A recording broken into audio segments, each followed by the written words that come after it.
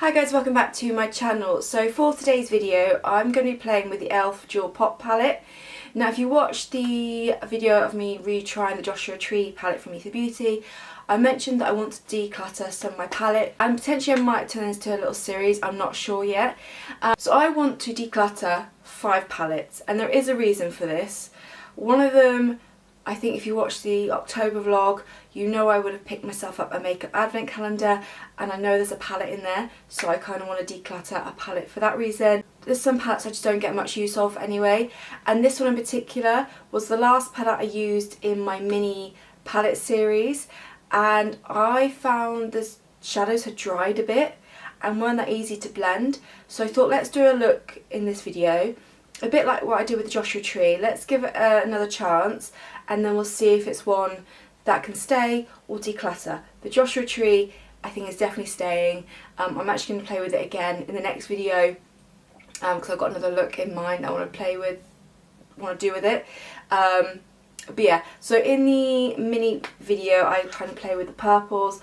I'm going to head down this end just for a bit of an autumnal look and we'll see how we get on with it and yeah, see if it's one I want to declutter. I know a few other palettes in my head that I'm thinking I possibly will declutter, and they will appear in videos before I decide to declutter just to kind of make sure I am happy with decluttering them. But for now, let's jump into this palette and create an autumnal look. Okay, starting off as always with the Lily Lolo eye primer to prep and prime the lids. Apologies, this is going to be a voiceover for this particular part. So I'm going in with this kind of mustardy brown shade on a fluffy brush. I'm using this as my crease definer, so I'm taking it on quite a fluffy brush and I'm going into, I start off with the outer portion of the crease and kind of do a mixture of circular motions and back and forth motions to blend it into the crease.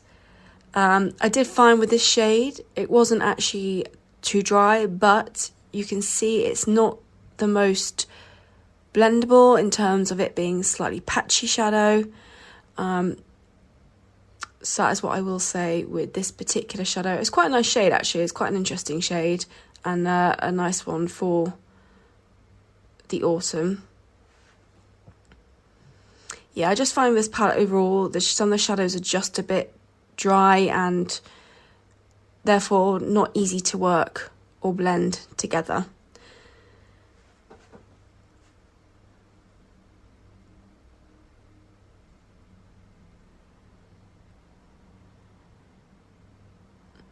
So now I'm going in with a bit more of the off-white shade in this palette and I'm using that just to make sure I'm happy with the blend on the outer portion.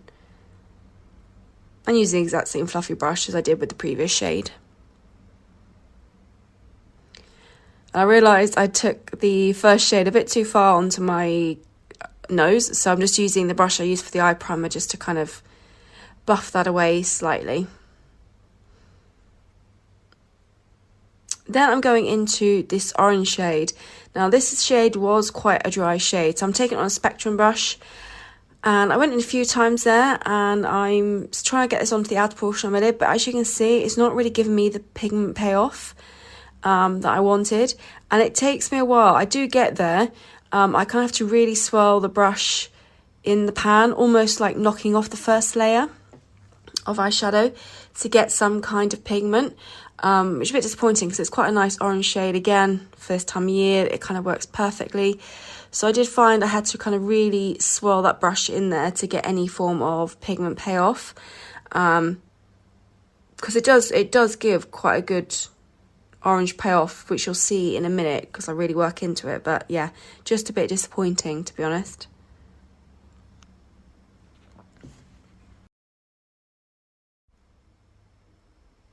You'll see on this eye that the pigment is starting to come out there now that I've gone through a few layers of it, but still it doesn't blend that well. I still feel like it's a bit patchy in areas, so not ideal.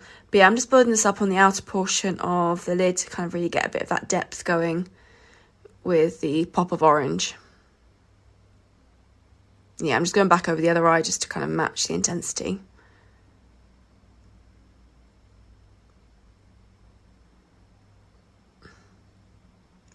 And then I'm taking a bit more of that first shade, that kind of mustardy brown, just to further blend out the orange a bit more on the original fluffy brush as well.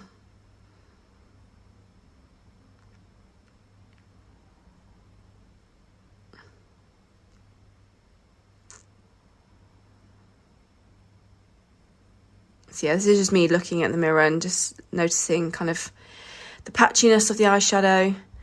And yeah. I think the next palette that I'm possibly thinking of decluttering is the Colour Trip palette by Cash Beauty, just because I don't tend to reach for that often, and if I'm going to go for a colourful look, my Carnival palette still gets a lot of use, so I'm thinking that one might disappear next. You'll see that soon in a video. I'm taking the brown shade from this palette, and I did get a lot of fallout doing this, as you can see, and I do it on both sides. I didn't learn my lesson, but I'm just creating a nice wing. And to be fair, this shadow did perform quite well when trying to do a wing shadow, with the exception of all the fallout, but I think that's possibly use air as opposed to the eyeshadow itself. But yeah, I just give myself my nice wings where I just bring it halfway across the lid. I just think that kind of suits my shape quite nicely, so yeah. And yeah, there's me just trying to tidy up the fallout as best as I can. So I do go and grab my concealer brush that I use for my eye primer just to neaten up that fallout, and also I just tidy up the wing ever so slightly as well.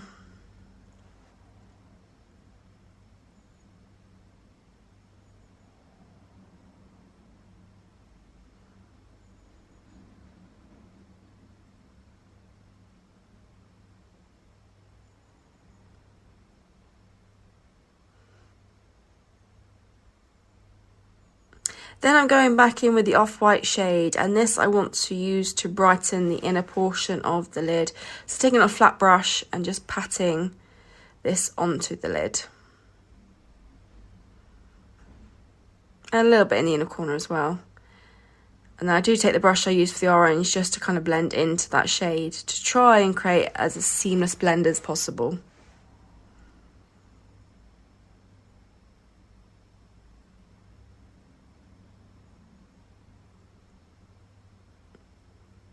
And watching this video, I'm thinking to myself, I really could do with plucking my eyebrows, but hey. I'm taking the more berry shade on a pencil brush and running this along the lower lash line. Just add a different pop of colour. And I think orange and berry looks quite nice together anyway. So I'm just building this up along the lower lash line.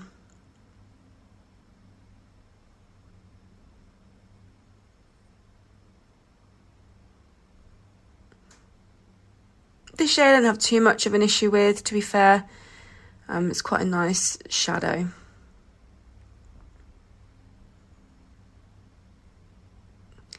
And yeah, I'm just going back in with my brush I use for the eye primer just to keep tidying things up. Then I'm taking that pencil brush and going into the black, and I just want to deepen up the outer portion of the lower lash line, just ever so slightly. And let's really focus that depth onto the outer portion of the eyes.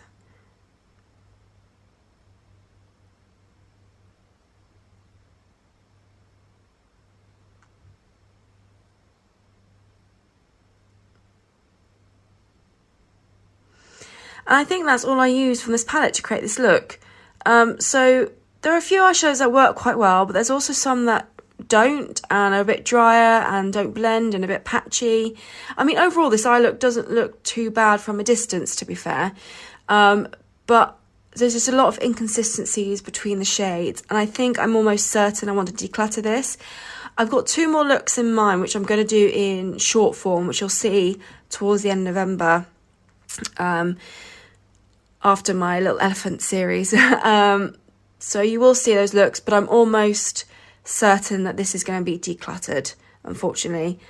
Yeah, I quite like the overall colour scheme I've got going on there, and I think it's very autumnal. There's just too many inconsistencies with the eyeshadows themselves.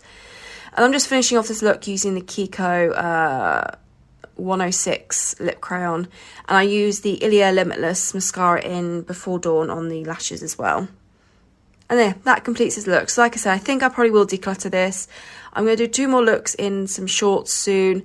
But let me know your thoughts down below. Thank you so much for watching, and I'll see you all in my next video.